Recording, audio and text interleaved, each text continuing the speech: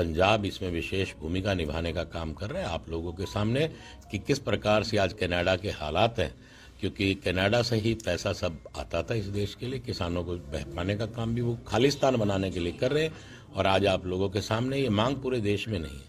मैं तो किसानों से कहूँगा कि आराम से बैठ के बातचीत करें और हर बात का हल बैठकर ही निकलता है।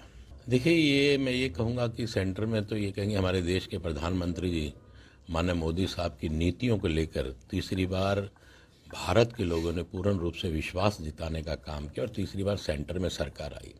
मैं ये कहूँगा कि पूरे हिंदुस्तान को ही नहीं, विश्व के प्रत्येक व्यक्ति को, प्रत्येक देश को पता था कि तीसरी बार फिर भारतीय जनता पार्टी सरकार बनाएगी और तीसरी बार फिर से देश के प्रधानमंत्री माननीय मोदी साहब होंगे।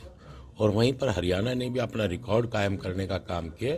तीसरी बार भारतीय जनता पार्टी की सरकार बनी। उसमें ये कहूँगा कि हमारे पूर्व में रहे माननीय मुख्यमंत्री मनोहर लाल जी और तत्कालीन मुख्यमंत्री नायब सैनी जी की नीतियों का प्रभाव और उनका प्यार और उनकी मोहब्बत, जो उन्होंने पारदर्शिता के आधार पर नौकरी देने का काम किया, उन्हीं सब नीतियों को लेकर भारतीय जनता पार्टी ने तीसरी बार सरकार बनाने का काम किया है। कांग्रेस लगातार कह रही है कि हरियाणा में तीसरी बार जो सरकार बनी है बीजेपी की गलत वजह से आ गई है, ईवीएम पर निशाना साध रही है। तो कांग्रेस क्या कहे? आज कांग्रेस बेचारी हो चुकी है, उसके पल्ले कुछ नहीं रहा और कांग्रेस के पास कहने के लिए और कुछ बचा भी नहीं। तो कहीं ना कहीं नाच न जाने आंगन टेढ़ा। कांग्रेस को ये कहूँगा कि सभी लोग, पूरे हरियाणा तो क्या पूरा देश जानता है कि उनकी नीतियाँ कैसी रही। उन्होंने पूरे देश को लूटने खसोटने का काम किया और चाहे हरियाणा रहा हो, इतने लंबे 10 साल तक, उससे पहले भी कांग्रेस ने एक लंबे समय तक राज हरियाणा में भी किया और उन्होंने हरियाणा को और ये कहूँगा कि पूरे देश को ही लूटने का काम किया। आज देश की जनता जागरूक हो चुकी है और वो जानती है कि हमारा भला कौन कर सकता है।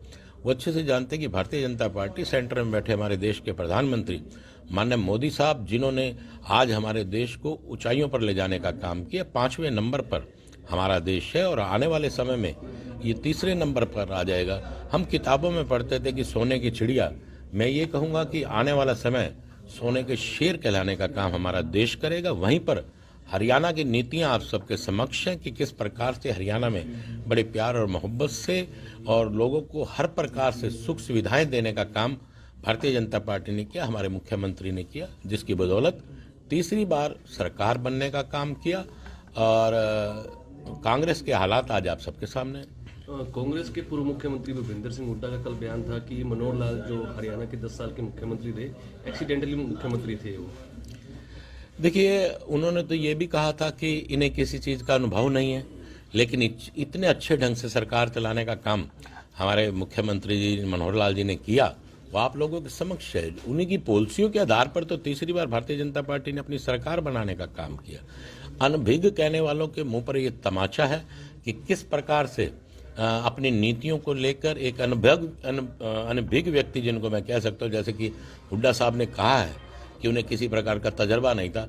अगर जिनको तजर्बा नहीं था, उन्होंने अच्छे से तीसरी बार सरकार बनाने का काम किया, तो आप देख सकते हैं कि अब आगे दो योजनाएं और कम से कम भारतीय जनता पार्टी अपनी सरकार बनाने का काम करेगी। मीठा साहब की हुड्डा साहब को क्या नसीहत है?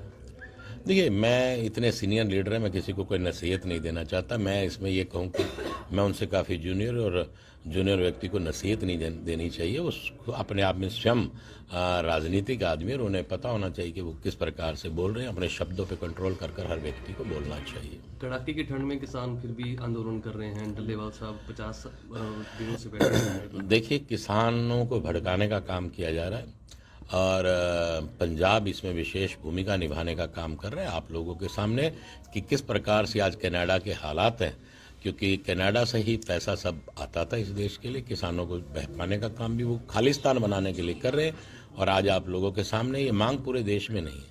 मैं तो किसानों से कहूँगा कि आराम से बैठ के बातचीत करें और हर बात का हल बैठकर ही निकलता है।